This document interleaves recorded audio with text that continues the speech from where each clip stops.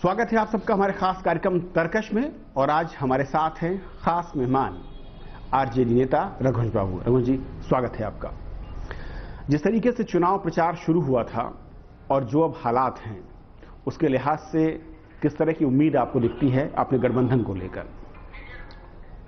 चुनाव की जो शुरुआत हुई थी तो उसमें जो चुनाव की शुरुआत के बाद जो प्रधानमंत्री का बर्ताव हुआ है यहाँ, उनका जो बोल चाल रहा है, लोगों में ऐसी धारणा बनी चुकी। अभी से पहले लोग प्रधानमंत्री जवाहरलाल जी, श्रीमती इंदिरा गांधी, स्वर्गीय लाल बहादुर शास्त्री जी आदि, राजा बीपी सिंह, फिर देवगुरुआ जी, गुजराल साहब, फिर डॉक्टर मनमोहन सिंह जी, सभी प्रधानमंत्री को सुनते रहे। वो लोग भी चुनाव में यदा कदा आते थे बड़ी जगहों में। उनका जो बयान गरिमामय होता था, प्रधानमंत्री के लायक। इनका बयान और ये जो घुड़दौड़ मचाए हुए हैं, इनके बयान से लोगों की नज़र में, इनके व्यवहार से प्रधानमंत्री की गरिमा गिरी है, घटी है। इसको कोई काटे। जो एक बयान सब उनका हुआ है, अभी राजद का अलग नाम, जैसे चौक चौराहा के लोग दस्कुटक करते हैं, व्यंग करते हैं, उस तरह से प्रधानमंत्री को ये शोभा नहीं देता। इन लोगों ने बड़ा बुरा माना है। फिर जो इन्होंने लोकसभा चुनाव में 419 सभाओं में जो इन्होंने घोषणाएं की, बिहार के लोग अनपढ़ कम पर हो सकते, लेकिन इनकी मेमोरी साफ है, लोग याद किए हुए हैं। इन्होंने कहा था सबका साथ सबका विकास, तो किसका विकास हुआ और किसका इन्होंने साथ दिया? और साथ लिया किसको? लोकसभा में विपक्ष का नेता भी इन्होंने नहीं बनने दिया। लोकसभा में आधा से कम यदि किसी पार्टी का है तो 2-3 पार्टियां मिलाकर के अलायंस करके गठबंधन की सरकार बन सकती, लेकिन गठबंधन का विपक्ष के नेता नहीं बन सकता। माने क्या है? तो इन्होंने कहा सबका साथ, तो क्या साथ है? विपक्ष को भी ये नहीं बनने दिया, नहीं साथ ले सके। लेकिन बीजेपी के नेता रघुवंश बाबू ये कहते हैं कि जो आपका दल है राष्ट्रीय जनता दल और जो जेडीयू है, क्योंकि मोदी साहब का बहुत अच्छा परफॉर्मेंस रहा है और रैलियों में भीड़ ज्यादा आती है, लोग सुनते हैं, तो बोलते हैं कि आप पर, लोगों पर आरोप है कि आप लोग घबरा के इस तरह के आरोप उन पर लगा रहे हैं। नहीं, आरोप नहीं, तो बात साफ है। जो 419 सभाओं में एक भी घोषणा उनकी लागू हुई हो? उन्होंने बिहार को विशेष राज्य का दर्जा देंगे कहा कि नहीं कहा? 419 सभाओं में घूम घूम करके विशेष राज्य के दर्जा का क्या हुआ बिहार का? 2, उन्होंने यह नहीं कहा कि हम 26 लाख करोड़ विदेश में काला धन है, एक आदमी के खाता में जितने खाते अभी तक खुले हुए हैं उसमें 15 लाख रुपए पड़ेंगे, उसको 100 दिन के अंदर में ले आऊंगा, डाल दूंगा। अब लोग खोज रहा है कि भाई काला धन का क्या हुआ। अभी कहते हैं कि हम पता लगा रहे हैं, जानते ही नहीं। आज इनका अध्यक्ष पर जो पार्टी का है कह दिया जे चुनावी जुमला है, तो लोग बुझ गए जे चुनाव में हवाबाजी करते, लेकिन उसके बाद उस पर ख्याल नहीं करते। 2, इन्होंने कहा न खाऊंगा न खाने दूंगा। आज व्यापम घोटाला को निगल गए, बयान भी नहीं दिए, ढेकार भी नहीं निकला। तो हर एक मामले में अच्छे दिन आएंगे, महंगाई को मैं 36 घंटों के अंदर रोक दूंगा, दाल की कीमत 200 से ज्यादा होने जा रही है और अनुमान है ज्यादा होने का। प्याज का वही हाल है। तो गरीब आदमी अब पेट्रोल के दाम पूछेगा कि गरीब दाल के दाम पूछ रहा है गरीब आदमी? तो इसलिए फिर किसानों को इन्होंने कहा था स्वामीनाथन कमीशन आयोग की अनुशंसा लागू करेंगे, लागत मूल्य के 50% मैं अपने खजाना से जोड़ दूंगा या न्यूनतम समर्थन मूल्य दूंगा। जो उचित समर्थन मूल्य है वो भी किसानों को नहीं मिल रहा। नई सिंचाई योजना मैं लाऊंगा, पुरानी सिंचाई योजना को भी इन्होंने बैठा दिया। किसान लोग खोज रहा है जी तो पहले ही हमारा बेहतर था। तो इस तरह से जितने इन्होंने बयान किया है एक भी लागू नहीं किया। आप कहते हैं इसे जोक करिए, या कहा से बेरोजगारों को हम रोज नौकरी देंगे, करोड़ों लोग का 2 करोड़ लोग को हर साल नौकरी देंगे।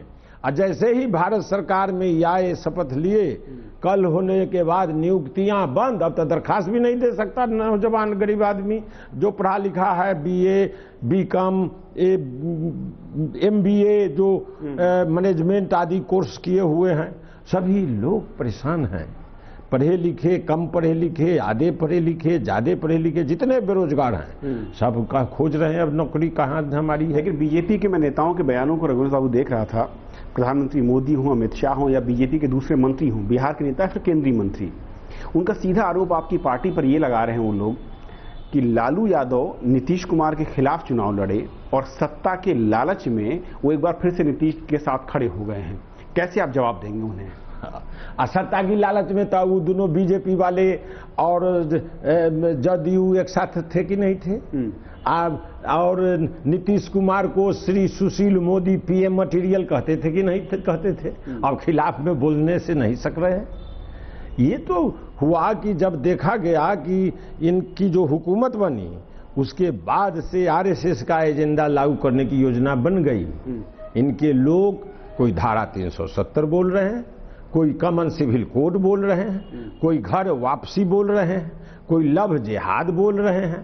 तो इस तरह से जो देश को एक रखने वाली ताकत है उस पर अटैक हो रहा है। और कभी हिंदू राष्ट्र बोल देता, कभी कुछ। तो इस तरह से लोग आशंकित हो गए। फिर इनका जो व्यवहार हुआ है, इनके मंत्रियों का क्या हाल है? तानाशाही किसको कहते हैं? स्टाफ, इनका मंत्री अपना स्टाफ रख सकता? सुप्रीम कोर्ट ने ऑब्जर्व किया कि नहीं, जो प्राइवेट सेक्रेटरी अपने मन से बहाल करने की आजादी इनके मंत्रियों को नहीं है। तो किस तरफ जा रहे हैं और किस तरफ RSS मालिक हो गया? लेकिन आप जिन मुद्दों पर आरोप लगा रहे हैं रघुवंश बाबू, प्रधानमंत्री ने एक बयान दिया, उसमें कहा कि जिस तरह के मामले हो, चाहे वो दादरी का मामला हो या फिर मुंबई का मसला हो, उन्होंने कहा कि उनकी सरकार का उसमें कोई हाथ नहीं। ऐसे में आरोप लगाना गलत है। अब माने देश में कोई घटना घटे, गवर्नमेंट ऑफ इंडिया का कोई जवाबदेही नहीं है। इस तरह की जवाबदेही से पल्ला झाड़ते हैं। लोकसभा में चुनाव लॉ एंड ऑर्डर राज्य का विषय है, लेकिन जब कम्युनल राइट होगा, जब शेड्यूल कास्ट की हत्याएं होगी, कमजोर वर्ग पर जोर जुलूम होगा, तो पार्लियामेंट में टॉप प्रायोरिटी में सवाल उठेगा या गवर्नमेंट ऑफ इंडिया को जवाब देना पड़ेगा, देना पड़ता है। इस तरह की घटना घटी जिससे देश और दुनिया की नजर जिस पर गई है, गवर्नमेंट ऑफ इंडिया कहते नहीं हमारा काम है। अब मान लिया स्टेट गवर्नमेंट का काम है तो स्टेट गवर्नमेंट कहते जी SP का काम है, थाना के देखना है, हमारा नहीं देखना है। ये सरकार अपनी जिम्मेदारी से भाग रही है।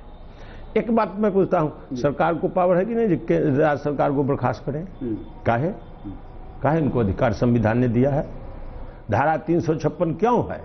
सभी बातों को देखने के लिए कि संवैधानिक प्रावधान का लागू हो रहा है कि नहीं हो रहा है, सब देखने वाले लोग हैं कि नहीं है। हर का काम अपना अपना है, लेकिन गवर्नमेंट ऑफ इंडिया इस तरह से जवाबदेही से भागे, पल्ला झाड़े, ये भी खतरनाक है देश के लिए।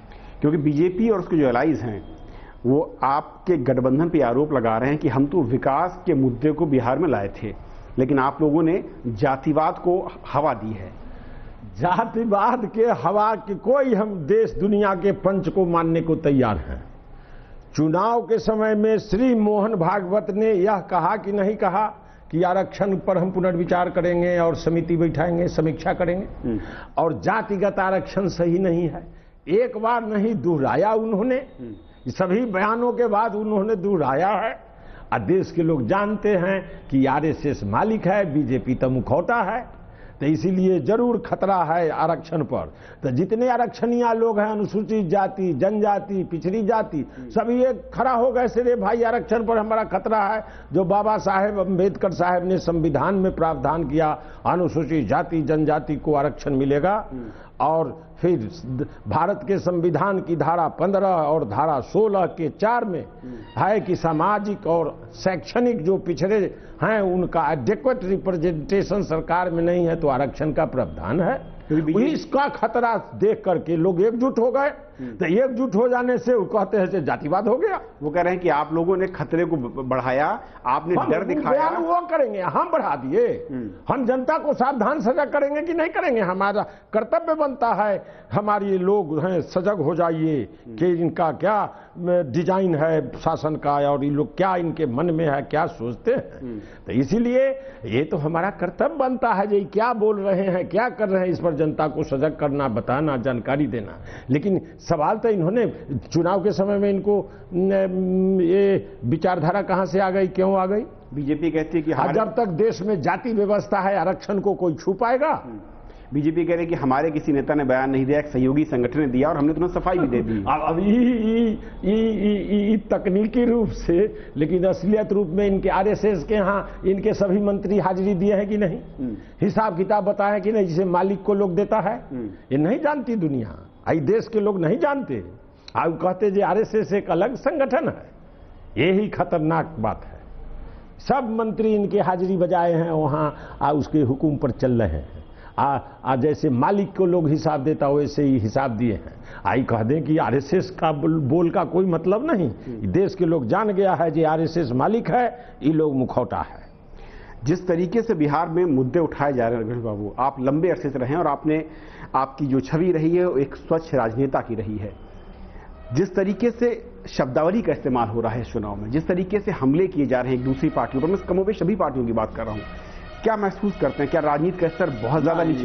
ये स्तर में गिरावट है। इसमें बोल चाल और इसमें असंसदीय शब्द का प्रयोग, ओछापन, ये राजनीति की गरिमा के खिलाफ है, गिरावट है जरूर। इसका जो कोई भी इस तरह के शब्द इस्तेमाल करते हैं वो गलत है।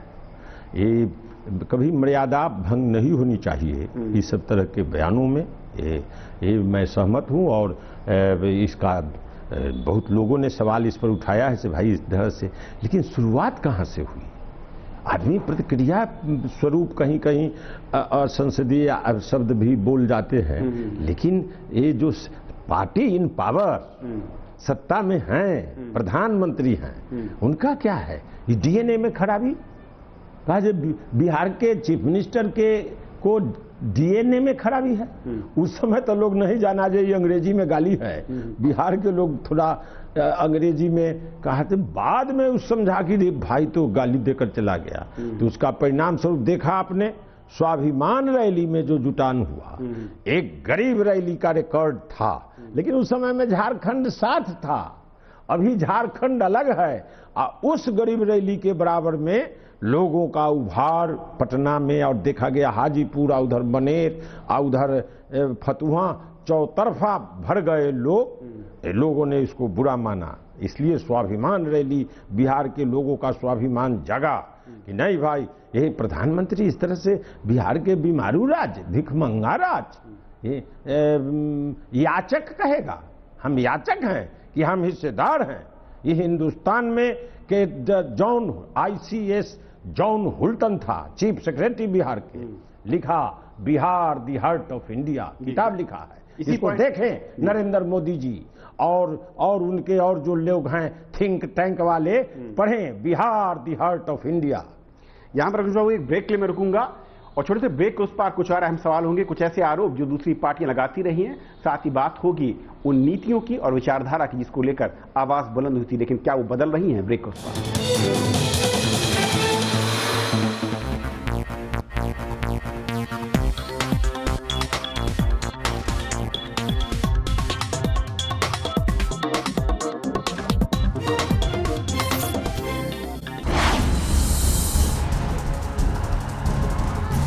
The poll juggernaut rolls out in Bihar.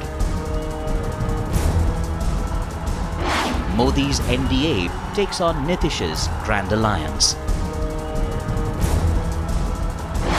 Who will win this most important election battle since 2014? Watch Verdict 2015, Monday through Saturday on Rajya Sabha Television.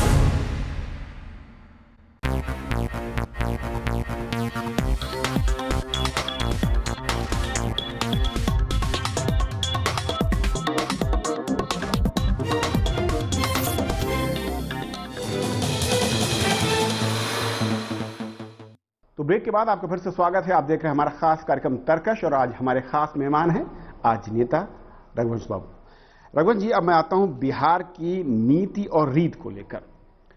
विकास का मॉडल दोनों तरफ से है, एक तरफ मोदी साहब का विकास का मॉडल है, एक तरफ आपका और नीतीश जी का विकास का मॉडल है। लेकिन बिहार की जनता के लिहाज से, क्योंकि सरकार नीतीश जी की लंबे अरसे से रही है, आप लोग भी सत्ता में रहे हैं, कैसे आप समझा पा रहे हैं, समझाने की कोशिश हो रही है कि आपका विकास का मॉडल ज्यादा बेहतर है और क्यों? सर, चूंकि जो जनता की बुनियादी समस्याएं हैं उसका समाधान के तरफ जो काम होगा वो यहाँ का विकास हुआ। और सब्जबाग दिखाना, स्मार्ट सिटी बनाऊंगा, गांव में सड़क, पानी, बिजली का अभी भी अभाव है, दिक्कत है, शुद्ध पानी पीने का है। आप कहते हैं हम स्मार्ट सिटी बनावेंगे और गांव का क्या होगा? यहाँ बहुत टोले अभी ऐसे हैं जिनको सड़क नहीं मिली, ऐसे कई टोले हैं जिनको बिजली नहीं मिली। तो ये सभी सवाल हैं जिसका समाधान, जैसे विशेष राज्य की दर्जा हम क्यों मांग करते हैं और क्यों हमको होना चाहिए। उत्तराखंड में, असम में, इस सब में हुआ पूंजी निवेश, दुनिया भर के लोग चाहते हैं वहां पूंजी निवेश। इनकम टैक्स और एक्साइज टैक्स माफ 5 वर्षों के लिए, तो आकर्षण होगा, पूंजी निवेशक लोग आवेंगे। यहाँ काहे के लिए आवेंगे? तो यही ना होगा विशेष राज्य के दर्जा देने से अब क्या होता है? जो यहाँ पूंजी निवेशक होंगे उनको छूट दी जाए एक्साइज में, इनकम टैक्स में, तो पूंजी निवेश होगा। क्योंकि पूंजी निवेश होगा, कारखाना खुलेगा, बेरोजगारी पर हमला होगा, बेरोजगार लोग को काम मिलेगा। और नहीं तो हमको मेहनत और प्रतिभा में बिहार में तो कमी नहीं है। हमारे लोग देश और दुनिया में जाकर के मेहनत और कमा के बल पर रोटी हासिल कर रहे हैं। क्योंकि 2 आरोप और हैं जी रघुवंश बाबू, आपकी पार्टी और जेडीयू पर लग रहे हैं। पहला आरोप यह है कि आप लोग ज्यादा वक्त सत्ता में रहे लेकिन आप लोग मूलभूत जरूरतें भी नहीं दे पाए। और दूसरा आरोप यह लगाते हैं बीजेपी के नेता, रैलियों में आपने सुना होगा, खासतौर पर आपकी पार्टी और लालू यादव पर यह आरोप लगाते हैं कि आपने बिहार और बिहारी शख्स को, यानी बिहार के लोगों को उपहास का केंद्र बना दिया। क्या है आपका कहना?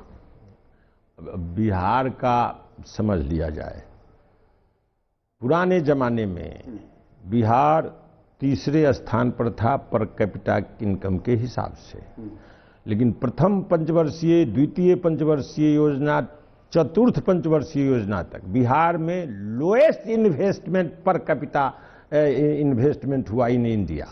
ये योजना आयोग का डॉक्यूमेंट देखने से साफ है। ऐसा क्यों हुआ? ऐसा नहीं कि हम बिहार केंद्र की सत्ता में हम हिस्सेदार नहीं थे। राजेंद्र बाबू तो राष्ट्रपति थे और जगजीवन राम जी, ललित बाबू, डॉक्टर राम सेवक, एक से एक हमारे काबिल और मेधावी और त्यागी लोग सब शामिल थे। लेकिन बिहार के लोगों में रीजनलिज्म नहीं है, क्षेत्रवाद नहीं है। इसका उदाहरण है राजनीति में। हमारे यहाँ से आचार्य कृपलानी, अशोक मेहता, मधुलिमय, जॉर्ज फर्नांडिस, ये सब जीतते रहे हैं। मराठा महाराष्ट्र में मारो मारो बिहारी और हिंदी भाषी, भगाओ मराठी, क्यों नहीं जानता? इसको बहाली नहीं देंगे, हम टैक्सी चलाने नहीं देंगे, मराठी क्यों नहीं जानता? और इसी तरह से देश के विभिन्न हिस्सों में। लेकिन बिहार में रीजनलिज्म नहीं है। उस समय से बिहार या हिंदी हार्टलैंड बुझता कि हम देश हैं, हम क्या करें? और लोग अपना बंगाल को हम बढ़ावेंगे, तमिल को बढ़ावेंगे, हम उधर महाराष्ट्र को बढ़ावेंगे, पंजाब को बढ़ावेंगे। लेकिन ये हमारे नेता लोग जो पुराने थे, उन लोगों ने कभी नहीं सोचा। महात्मा गांधी, मोहनचंद करमचंद गांधी यहाँ आए थे, बूट सूट में आए थे, चंपारण से उन्होंने शुरू किया, महात्मा गांधी हो गए। ये बिहार की क्षमता और खूबी है। और इसको तो इसलिए हम पीछे छूट गए। फ्रेट इक्वलाइजेशन पॉलिसी थी हमारे यहाँ, खान खनिज झारखंड एक साथ था, दुनिया भर से अधिक था, लेकिन फ्रेट इक्वलाइजेशन पॉलिसी थी, इसलिए यहाँ पूंजी निवेश वैसा नहीं हुआ। लेकिन वो कहते हैं कि आपने सही नीतियां नहीं अपनाई और इसीलिए विकास में बिहार छड़ गया। नहीं, नीति तो मैं बताता हूं, अभी का साधारण मैं बता रहा हूं। अभी विशेष राज्य का दर्जा उन्होंने नहीं दिया, कहा जो हम 1.25 लाख करोड़ का स्पेशल पैकेज दे दिया। स्पेशल राज्य का दर्जा नहीं दिया, स्पेशल पैकेज दे दिया। स्पेशल पैकेज में छल धोखा है कि नहीं? कोई दुनिया का पंच बैठे, मैं पंच मानने को तैयार हूं। उसमें 56,000 करोड़ हाईवे का दाम है और पटना से बक्सर इनके राज में आने के 5 साल पहले से हमारा मंजूर है।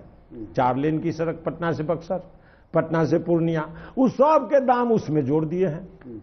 राजीव गांधी विद्युतीकरण योजना पहले से लागू है, उसमें 90% भारत सरकार, 10% राज्य सरकार। अब नाम बदल दिए उसका, पंडित दीनदयाल उपाध्याय ग्राम ज्योति योजना। अब नाम केवल नहीं बदले हैं, काम भी बदले हैं। उसमें था 90-10, 90 भारत सरकार, 10 राज्य सरकार।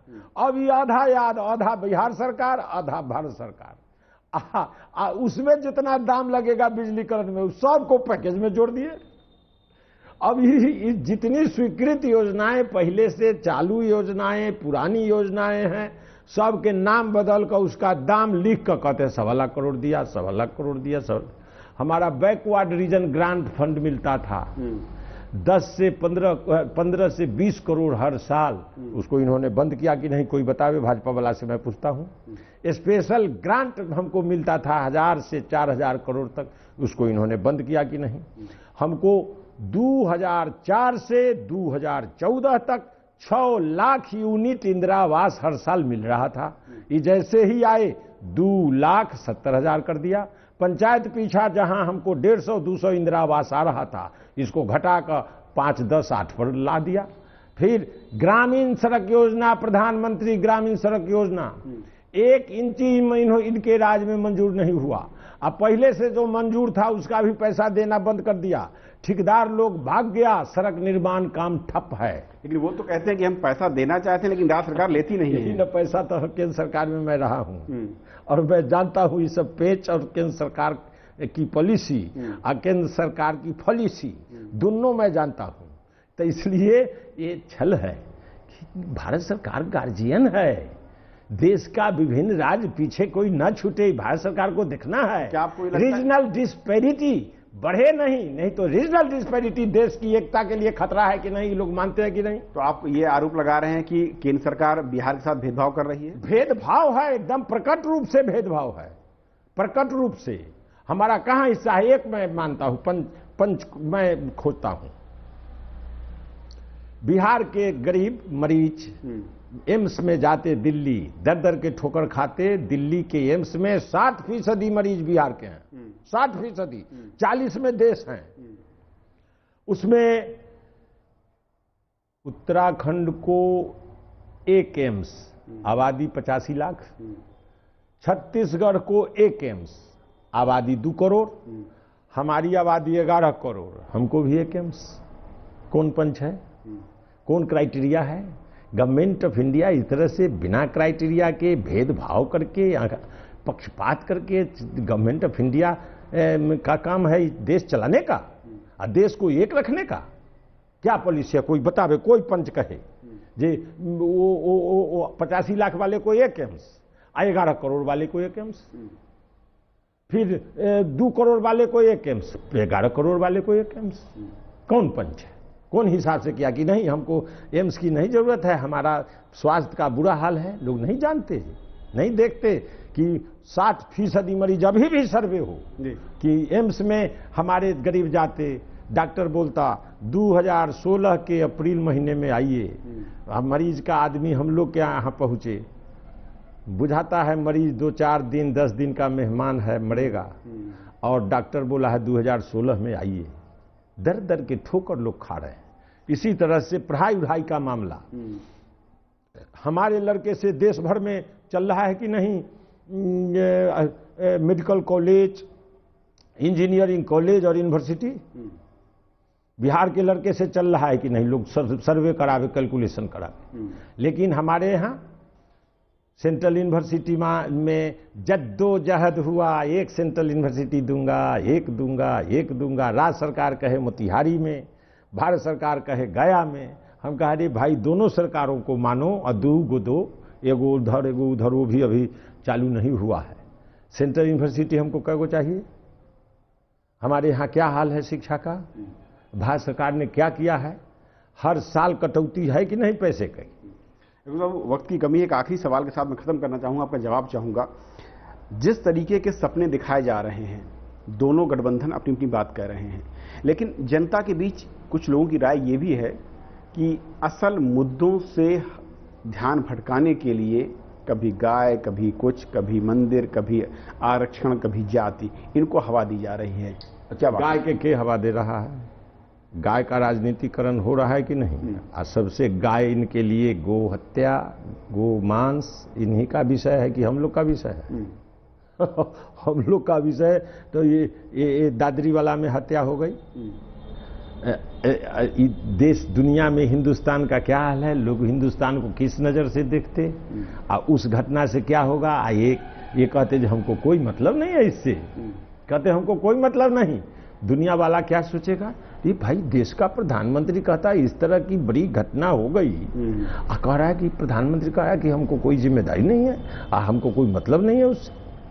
ये टेक्निकल जवाब से देश चलता है, टेक्निकल जवाब से। आज वो राज्य सरकार का है, जो वहां का दरोगा को मैं पूछूंगा क्या बात है। राज्य सरकार की जिम्मेदारी अपनी है, उसी तरह से भारत सरकार की जिम्मेदारी देश एज ए होल का रखना है। तो इसलिए